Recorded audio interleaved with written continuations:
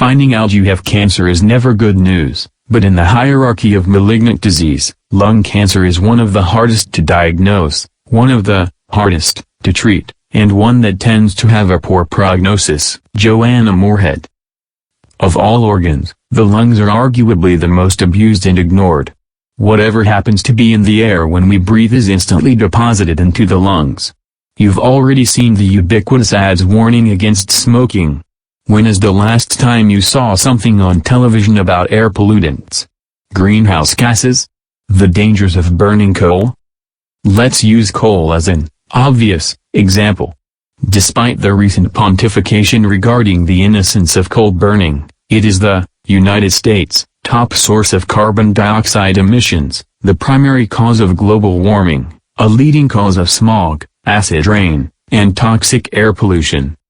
Our lungs interact with the environment, explains Dr. Lisa A. Mayer, head of the National Jewish Health's Environmental and Occupational Health Sciences in Denver, Colorado. We literally breathe in everything that's around us.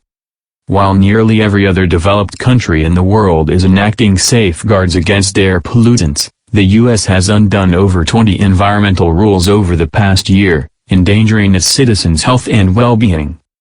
As bad as this situation is, many places in the world have it much worse, where few to no environmental regulations or safeguards exist. India, for example, is a fast-developing nation with one of the worst environmental records of any country. As Radhika Joshi eloquently states in a piece titled, "Ignore Environmental Protection at Your Own Peril." Said to be at the top of the development chain, humans have become the embodiment of destruction of nature. The lap of nature in which evolution takes place is deteriorating due to the greed of humanity. If we can't rely on elected officials to hold themselves accountable on such an important issue, we must take control of the controllable. We must preserve our health. The nuances of preventative medicine are beyond the scope of this article. However, simple and effective ways to protect your lungs, are not. We will focus on the latter. Here are 5 ways to naturally detox your lungs. 1. Quit smoking.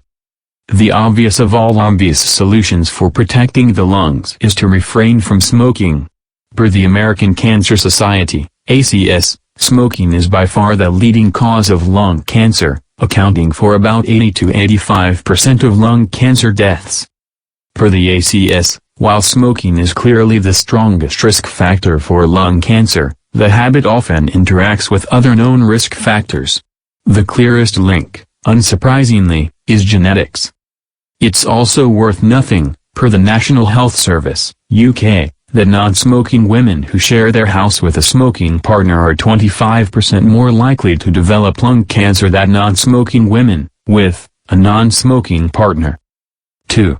Get your antioxidants. A healthy and well-balanced diet that includes plenty of antioxidants is an excellent way to detox the lungs and other organs. Antioxidants ward off harmful free radicals that harm healthy cells. Research shows that antioxidants enhance lung capability and improve the quality of breathing in clinical settings.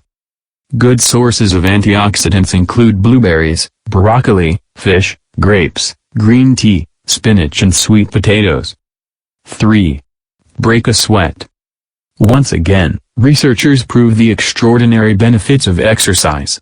A half hour, 3 to 4 times per week, or 20 minutes of high-intensity interval training 3 times weekly is enough to keep your lungs pumping along.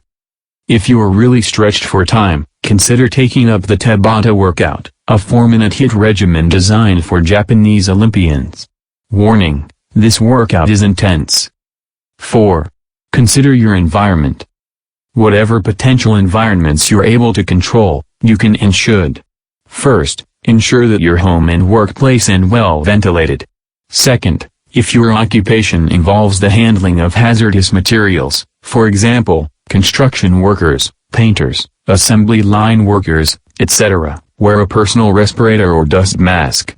On the off chance that your employer or customer objects, explain your rationale. If they're unaccommodating, you have legal ramifications. Do not put your health at risk. If you know that your state/city/town/village is a toxic environment, consider moving. Is this a drastic step? Not really, if you consider the health implications of staying put. 5. Learn how to breathe. On the surface, this last one, admittedly, may sound a bit crazy. Just hear us out. Most people do not know how to breathe. Don't believe us? Observe how you're breathing now. By the way, this writer is as guilty as most of you. The problem: we have a tendency to take shallow breaths. The solution: the lungs are an expandable organ. Understand this physiology and practice deep breathing a few times per week. You'll expand your lungs, reduce stress, and feel more energetic. Thich Nhat Hanh, a Vietnamese monk and one of the most respected figures within the Buddhist philosophy, sums it up better than anyone: breathe in deeply to bring your mind home to your body.